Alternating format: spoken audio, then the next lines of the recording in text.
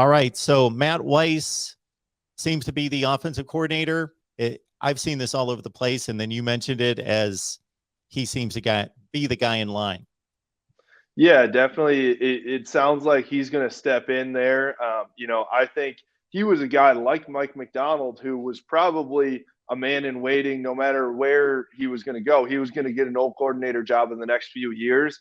And so now it just kind of works out that it's expedited and he steps into the role here at Michigan.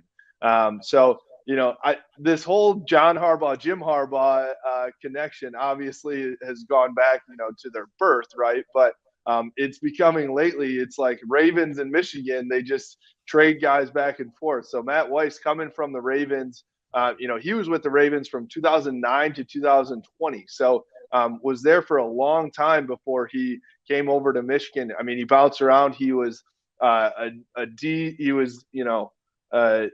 of the defensive staff. He was a linebackers coach. He was a running back coach, wide receivers, QBs. So he's done it all. But I think he is a very knowledgeable 38-year-old guy, which is, Mark, in college football and now in the NFL as well, it's like if you can get a guy in their 30s to be your old coordinator, you're like, that's the cool thing to do, right?